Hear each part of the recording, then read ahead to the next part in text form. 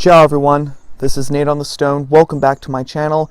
Fair warning, gang. Today is going to be a bit more sober than usual because we're going to be talking about the Christchurch terror attack in New Zealand. On March 15th, Breton Tarrant attacked a mosque in Christchurch, New Zealand while the congregation was actually having services there. 50 people died as a result of the shooting, including 3-year-old Muqad Ibrahim.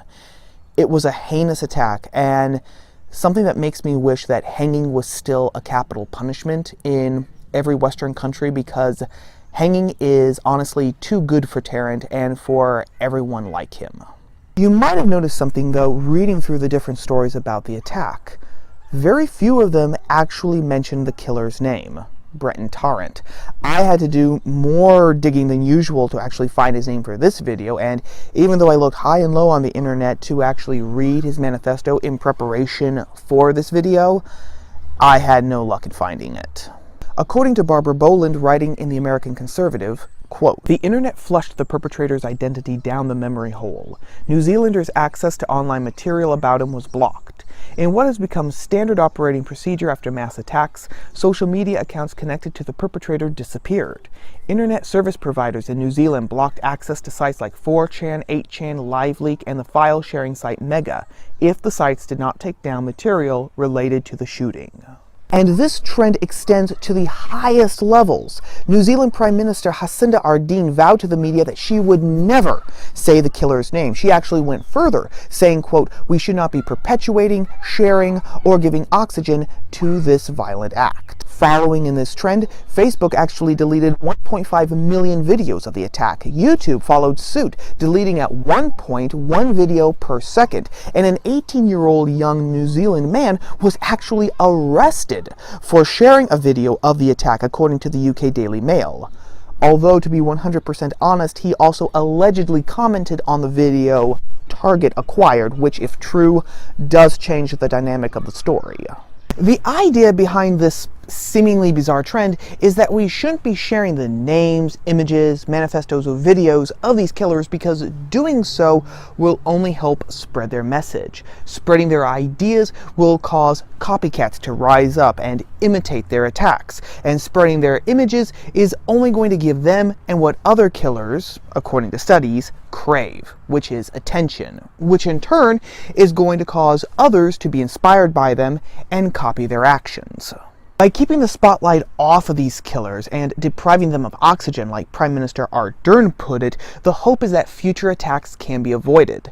And this idea isn't just confined to the mainstream media. After Nicholas Cruz, the Parkland shooter, attacked the Stoneman High School last February, Ben Shapiro said that his site, The Daily Wire, would no longer be publishing the names or the photographs of these attackers, doing their part to contain violence and hopefully prevent further attacks. I completely understand people and organizations that want to do their part in preventing future attacks, and I have nothing but respect for these people and these companies who take their responsibilities and their duties seriously. But this is the absolute wrong way to do that. One question that we always ask ourselves after a tragedy like this is why? Why would someone snap and kill innocent people? And we come up with a lot of different answers. We say that they were radicalized, they fell in with the wrong people, they started listening to the wrong people. But the thing is, none of those answers actually answers the question, what caused them to do what they did? And one of the reasons, or at least one of the main reasons, is the fact that we're empty people living in an empty society. Let's look at the United States. The 8th Annual World Happiness Report was released this past week, and on the list of the world's happiest countries, the United States only ranked at number 19. Jean M. Twenge at San Diego State University hypothesized that this is because so many Americans, particularly young Americans, spend so much of their time on their iPhones and on social media, instead of engaging in interpersonal interactions and activities. That, on top of all the addictions that seem to plague Americans, opioids, obesity, porn, just to name a few. I know that correlation doesn't prove causality, but Twenge actually referenced a number of controlled studies that demonstrated a causal link between the amount of time that someone spent on their phones and social media and their level of happiness, which seems to prove that yes, the two are related.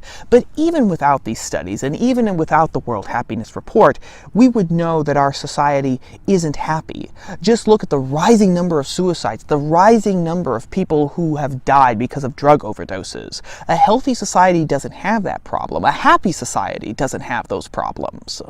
But it's not just the smartphones and the addictions that are making us unhappy. It's also what we lack. The things that used to give people's lives meaning, things like religion, family, community, patriotism, the little platoons, as the British political philosopher Edmund Burke called them, the things that gave purpose and meaning to people's lives, that made us get up out of bed in the morning, roll up our sleeves and get to work.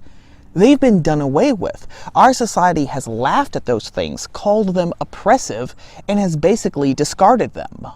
And when people don't have meaning in their lives, they have to look for it somewhere else. This is why Islam is actually the fastest growing religion in both the US and the UK. There are still no exact statistics as to how many Muslims are there in the United States. Some statistics say it's 4 million, some double that figure. What's undeniable is the rapid growth of Islam in the country. Only 10 years ago, there were only 50 Islamic schools across the nation. Now this number stands at 200. The same applies to Islamic centers. This number has tripled over the last 2 decades. And to a certain extent, Islam can credit converts for its growth. This is the story of 3 Chicagoans, all raised as Christians, all who've decided to ultimately reject that religion. Internet is down. Nadira Rodriguez Muhammad grew up Catholic, but found herself constantly questioning the long-held beliefs of her family. I always felt that something was missing for me. Ian Bushner is a law student at the University of Chicago. I felt like that there wasn't a God. Whitney Nichols is a new Loyola grad who grew up in suburban Streamwood. I guess what I was really looking for was what felt most natural and most logical to me. According to a report by Faith Matters, the UK is seeing a surge in Brits converting to Islam. In the last year, around 5,200 people in Britain converted to Islam. As many as 100,000 have converted in the last decade. Now, while that's not a huge number if you consider the UK's total population, which is around 61 million, it's definitely notable.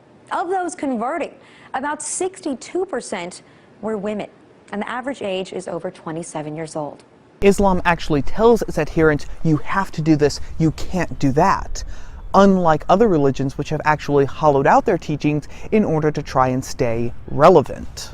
But this is also why people from the West have joined radical Islamic terrorism, as well as other ideologies like neo-Nazism, like we saw in Charlottesville, which were not the people who were just protesting the removal of Robert E. Lee's statue, and Antifa, as well as cults like ecosexualism, and just the usual fads of modern society like the hookup culture and transgenderism. These people are desperately seeking meaning in their lives, and they think that whatever group or whatever movement that they join is going to fill that hole in their hearts.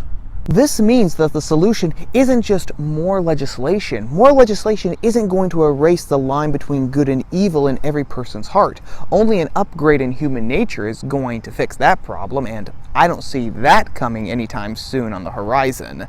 And legislation isn't going to fix the emptiness inside of us and the need for meaning that people are searching for. But blacklisting the names, images, and manifestos of these killers leads to the idea that legislation is the only possible solution. Blacklisting these killers means that we aren't given the opportunity to actually confront and look directly at the face of evil and to see what the corrupted search for meaning leads someone to think and to do. Not looking into that mirror, not confronting that face of real evil, leads us to think that the problem is somewhere out there in the world and that it's not in here. And this leads us to think that legislation is the only possible solution to this problem, even if the legislation that's proposed and even passed isn't going to do a damn thing to stop evil in the future. In New Zealand, this idea that more legislation is going to fix the problem has actually led the government there to ban semi-automatic weapons. It doesn't matter if you're a model law-abiding citizen. It doesn't matter if you don't have a police record of any kind against you. The government of New Zealand has decided decided that you are potentially guilty of a horrendous crime and cannot be trusted with defending yourself as you see fit. Which means, too, that now only criminals are going to have semi-automatic weapons, because if you're a career criminal and your job is breaking the law, what's breaking one more law and getting a semi-automatic weapon to get a drop on all the poor law-abiding saps who don't have them? It's also led to a frantic search for scapegoats. Even though Tarrant is a white supremacist, he mentioned Candace Owens as an influence on him, which means now people are saying that Candace Owens, this woman right here, is a nurturer of white supremacy. I hope that you can see the problem here. Not to be outdone, White Coals, one of the biggest book distributors in New Zealand, pulled Dr. Jordan Peterson's book 12 Rules for Life from their shelves, saying that he and the book radicalize people. Even though nothing in that book is radical and nothing in it radicalizes anyone. Unless, of course, we want to make the argument that self-improvement, personal responsibility, and realizing that the world isn't a fair place is somehow now radical. And before anyone starts typing into the comments, no, I'm not saying that the news media, news personalities, commentators, bloggers, whoever needs to treat these killers as rock stars, because they're not. They're monsters and they need to be treated as such. However, we can only treat them as monsters if we understand their evil, which we can't do if we blacklist it and ignore it, and then from there work out what we need to do to counteract their evil and to fight against it. That is going to require a serious discussion on what is genuinely true and what is genuinely good.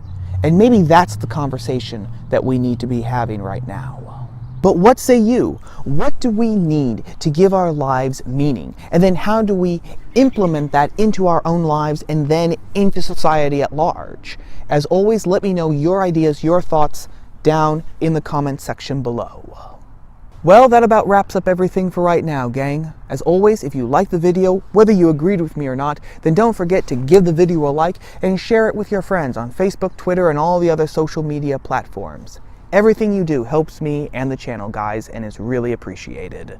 And if you like videos about the culture, politics, or religion from a different POV, then don't forget to subscribe to the channel and to ring the bell for notifications so that you will always know when I release new videos just like this every Tuesday. Videos you're not going to want to miss. As always, thank you for watching, for giving me a little bit of your time. Thank you to everyone who has subscribed to my channel, and I will see you all again here, gang, next week on Top of the Stone. Ciao.